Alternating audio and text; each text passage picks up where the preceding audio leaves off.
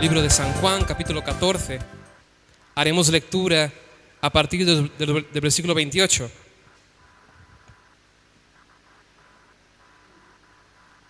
San Juan, capítulo 14, a partir del versículo 28. Dice así la palabra del Señor. Habéis oído que yo os he dicho, voy y vengo a vosotros. Si me amarais, os habríais regocijado, porque he dicho que voy al Padre. Porque el Padre mayor es que yo. Y ahora os lo he dicho antes que suceda, para que cuando suceda, creáis. No hablaré ya mucho con vosotros, porque viene el príncipe de este mundo, y él nada tiene en mí. Versículo 31.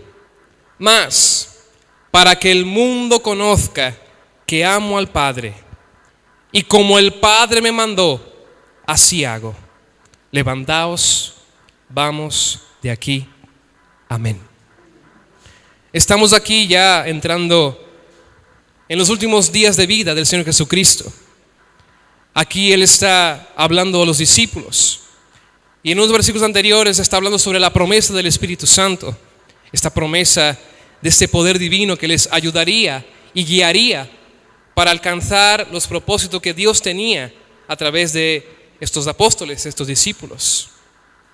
Y lo primero que hemos de notar es el versículo 28, en el que dice que si realmente los discípulos le amaran, se habrían alegrado de que Él hubiera dicho que Él iría al Padre y volvería. Porque realmente la tristeza de los discípulos no podía ser mayor que la alegría de Jesucristo al tener la certeza de su ascensión al Padre y su futuro regreso. Mis hermanos, si algo que tenemos que tener en cuenta siempre es que no somos de aquí. Jesucristo nos dice en este versículo, voy y vengo a vosotros. Versículo 28, estamos leyendo. Y nos dice el Señor, me voy, sí, me iré. Y los discípulos vieron cómo en una nube Jesucristo ascendía a los cielos de nuevo al Padre. Y allí era glorificado. Ángeles adoraban su nombre. Los serafines cantaban. Pero esta alegría del Señor Jesucristo era mucho mayor que la tristeza que podrían sentir sus discípulos. Porque la palabra de Dios nos deja una promesa muy firme. Voy, pero vengo por vosotros. Santa Cena es tiempo de recordar el sacrificio de Jesús. Claro que sí. Santa Cena es tiempo de comunión con el Señor. Claro que sí.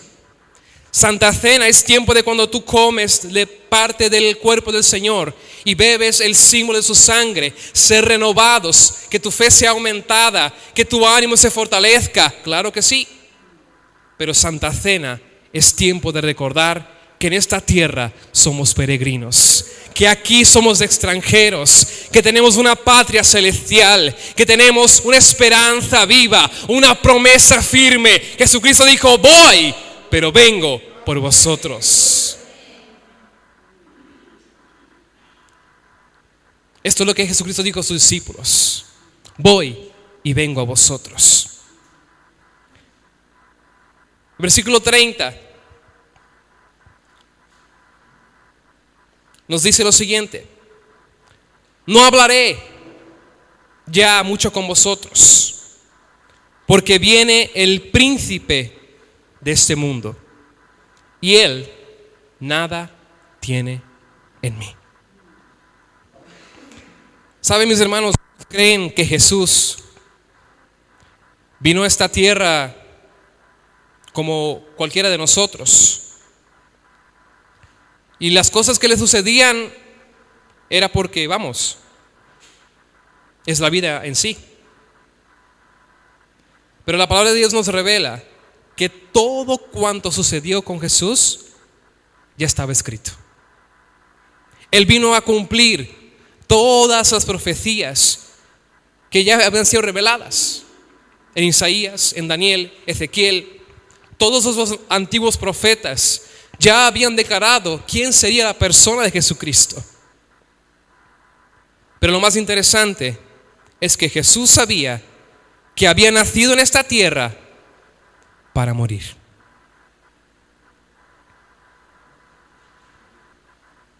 Jesús sabía que había nacido en esta tierra para morir por ti y por mí. Él estaba consciente de lo que estaba a punto de suceder. En pocos días se sentiría solo, se vería abandonado de aquellos que él más amaba, sus 12 discípulos. Uno le vendería, los otros lo dejarían solo, un otro llamado Pedro le negaría 3 veces. ¿Cómo se sentiría usted si después de tanto invertir en alguien, estas personas le abandonaran? Negaran que le conocen y rechazaran su persona. Pero Jesús sabía que esto iba a acontecer. Y como él dijo antes, les estoy avisando ahora para que cuando suceda todo lo que estoy diciendo, creáis. ¿Sabe lo más difícil de la vida cristiana? Creer. ¿Cómo nos cuesta creer en las palabras del Señor? ¿Cómo nos cuesta creer en sus promesas? ¿Cómo nos cuesta creer que todo pecado ha sido perdonado? ¿Cómo nos cuesta creer que Él viene a buscarnos? Vivimos el día a día, como si nada fuera a ocurrir. Vivimos nuestras vidas pensando en que, bueno, ya mañana lo haré. El mes que viene seré un mejor cristiano. El año que viene haré de todo por el Señor. Pero nos olvidamos que el tiempo siempre es corto. Por esto Jesucristo dice: ya no hablaré mucho con vosotros, ya no tengo mucho que deciros. Todo lo que tenía para decirles, para avisarles, para informarles, para darles a conocer, lo he hecho. Luego en los capítulos siguientes, capítulos 17, 20, 21, es donde Él ya encomienda a Dios a sus discípulos, ora por ellos, pide que no se desvíen, que su palabra esté en sus corazones. En fin, los encomienda a Dios. Pero todo lo que Jesucristo pudo haber dicho, hecho, dado a conocer, informado a sus discípulos, ya lo había hecho. Y sigue diciendo: porque viene el príncipe de este mundo, y Él nada tiene en mí. Cuando Jesucristo dice estas palabras, que el príncipe de este mundo nada tiene en mí, es que todo lo que hace, todo lo que sucede, es por su propia voluntad. Nada de lo que Jesucristo hizo, lo hizo por obligación. Nada de lo que Jesucristo hizo, lo hizo por influencia del príncipe de esta tierra. Nada de lo que Jesucristo hizo fue por voluntad ajena, fue de su propia voluntad. Por esto Él dice: el príncipe de esta tierra viene a buscarme, yo lo sé, pero Él nada tiene en mí. El poder que opera en Él no puede afectarme a mí, porque mi voluntad es hacer la voluntad del Padre. Y sigue diciendo Jesucristo en el versículo 31: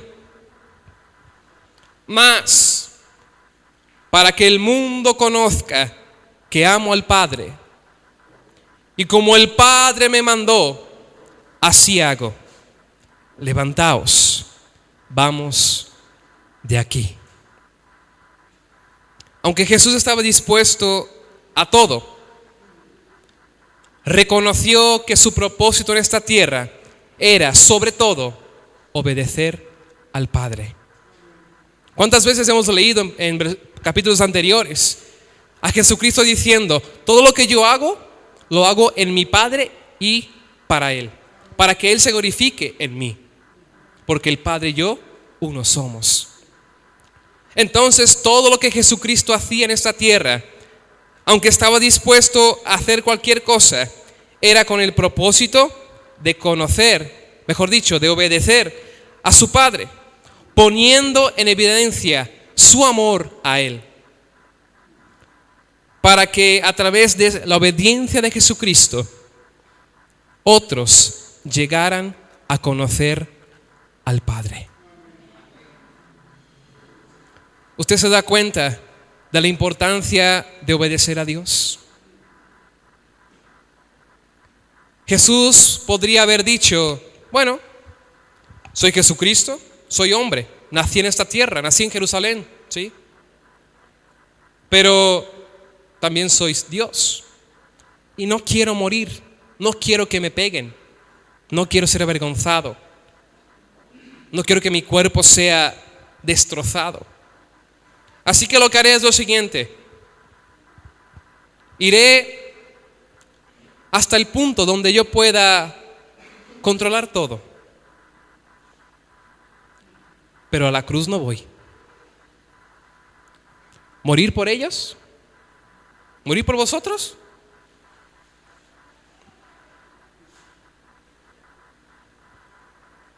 Jesucristo podría haberlo hecho así, pero Él quiso que otros conocieran al Padre. ¿Sabe, mi hermano? La muerte de Jesucristo no nos trae comunión solamente con Él. No es que ahora tenemos un intercesor ahí que nos ayude. Es cierto, lo tenemos. Pero lo que Jesucristo vino a darnos es la restauración de la comunión con el Padre. ¿Os acordáis en el jardín del Edén? Adán conversaba con Jesús o con Dios, con el Padre, con el Hijo. Con el Padre, ¿no? No le hacía falta ningún intercesor, porque Dios mismo estaba allí con él, porque había comunión. Luego vino el pecado, la separación, y por esto vino Jesucristo, para que el mundo conozca que amo al Padre.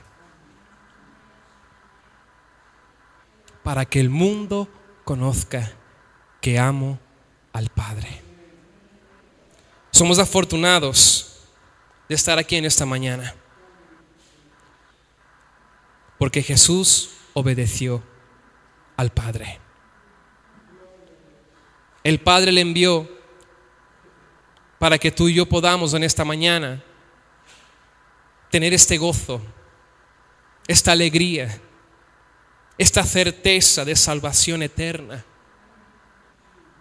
De cuando alabamos y cantamos al Señor, sentimos esta presencia que nos renueva, que nos fortalece, que nos anima.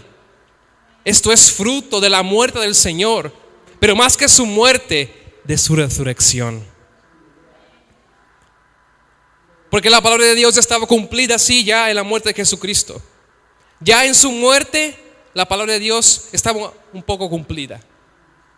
Pero para que fuera entera, hacía falta que el que estaba muerto resucitara. Y en su resurrección, tú y yo hoy tenemos vida, y vida eterna, vida con abundancia.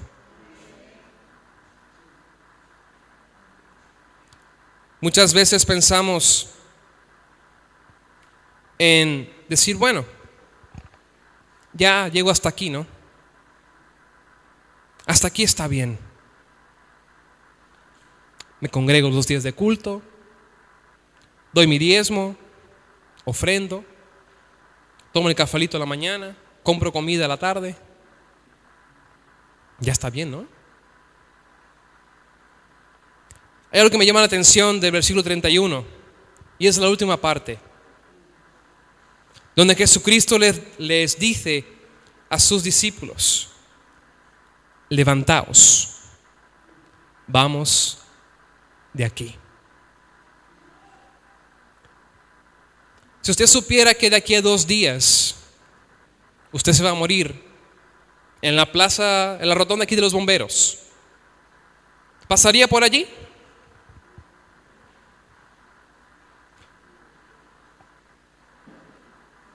Jesucristo sabía que iba a morir. Jesucristo sabía muy bien lo que iba a acontecer de unos días en adelante.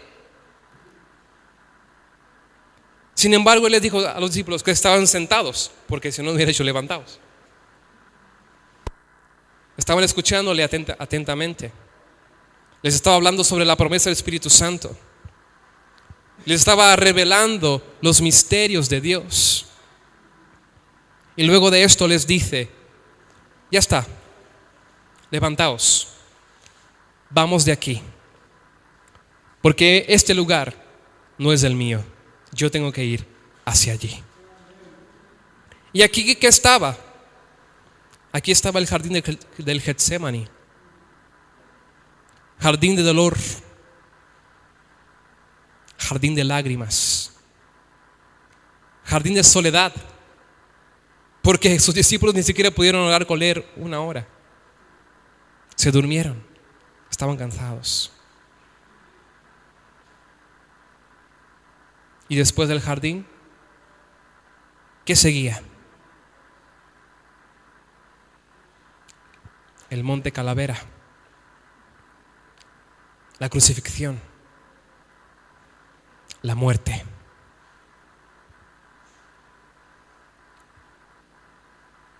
Y cuando vemos esto, nos podemos preguntar: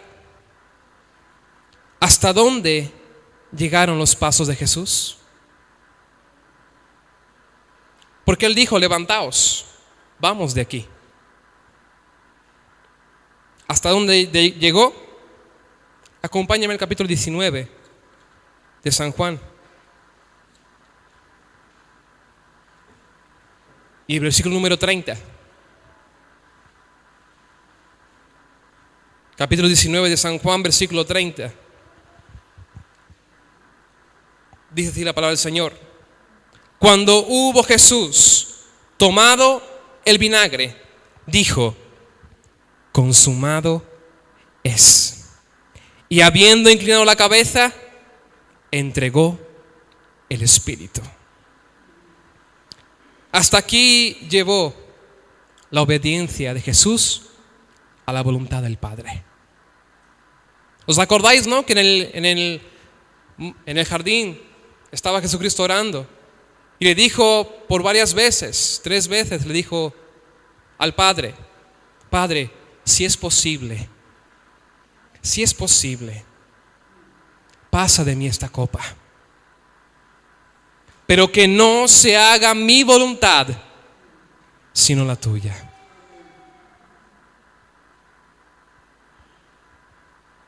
La voluntad del Señor llevó a Jesús hasta la misma cruz. Y viendo Él que ya era su último suspiro, luego de haber tomado el vinagre, cumpliendo una otra profecía. Vinagre es amargor, vinagre es dolor. Bebiendo la copa,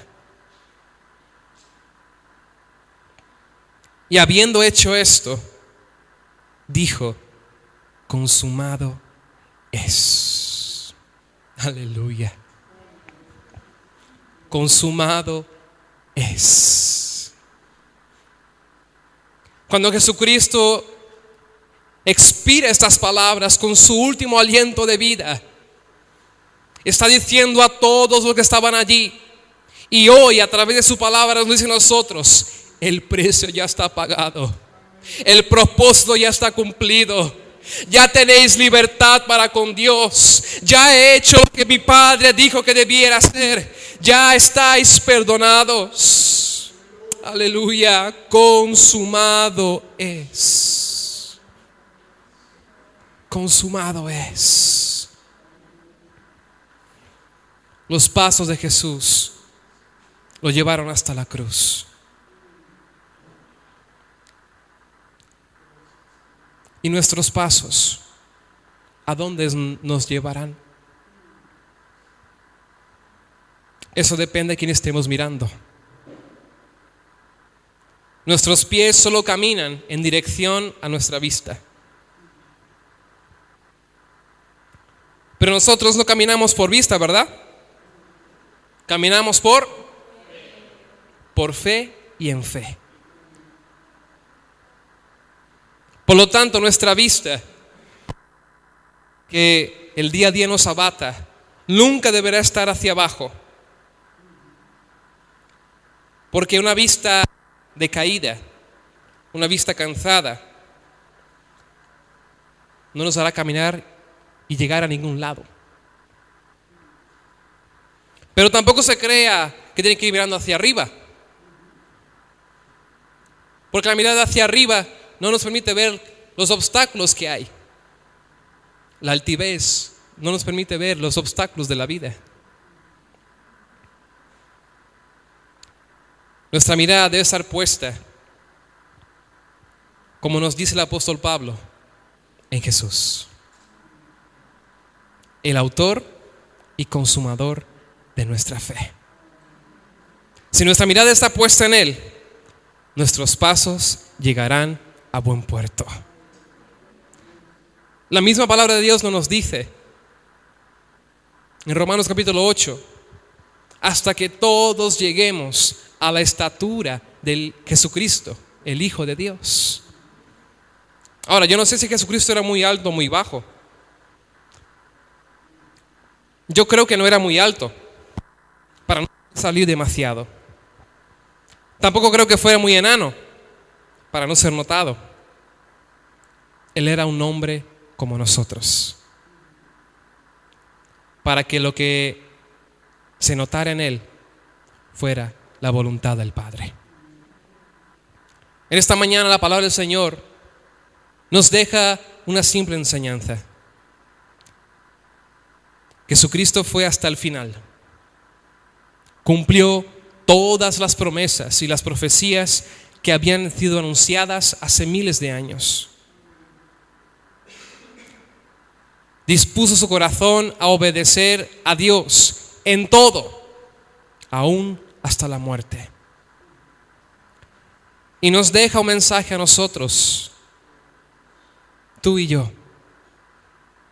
El Señor en esta mañana te dice: iglesia, levántate, vámonos de aquí. Tu lugar no es aquí en una silla sentado. Tu lugar está donde Dios quiere usarte. Este lugar, este templo, no es más que un lugar de preparación, de capacitación. El verdadero campo de batalla de la iglesia está en el mundo. Tenemos que entender, así como Jesucristo dijo, que Él vino para que el mundo conozca a su Padre y su amor por Él. Yo no te digo que tengas que predicarle a los 7,000 millones de personas que hay en esta tierra, pero sí a tu mundo, a este mundo tuyo, el de tu casa, el de tu barrio, el de tu familia. Y si el Señor tiene planes para ti, seguramente los cumplirá. Y si vas a ser predicador de las naciones, el Señor te preparará y te dirá: hijo mío, prepárate, ponte de pie, porque este es nuestro lugar. Iglesia, nuestro lugar no es apenas ocupar esta nave algunos días por semana. El lugar de la iglesia no es simplemente algunas horas del domingo. El lugar de ti, porque tú eres la iglesia, es extender el reino de Dios. Jesucristo no vino a hacer otra cosa a no ser extender la voluntad del Padre aquí en la tierra. Proclamar lo que Jehová quiso para este mundo. Y tú y yo en esta mañana saldremos de ese lugar convencidos de que Dios quiere. Dios te llama y te dice: levántate, vámonos de aquí. Y así como Jesucristo, debemos seguir hasta el fin, puesta nuestra mirada en Jesús, y llegaremos hasta el fin. Veremos el cumplimiento de las promesas, veremos la gloria de Dios si nos levantamos. Toma tu lugar, iglesia. Toma el sitio que Dios ya ha dispuesto, y tú y yo veremos la gloria de Dios, porque un día Jesucristo decidió obedecer la voluntad del Padre. Amén. Que Dios te bendiga en esta mañana.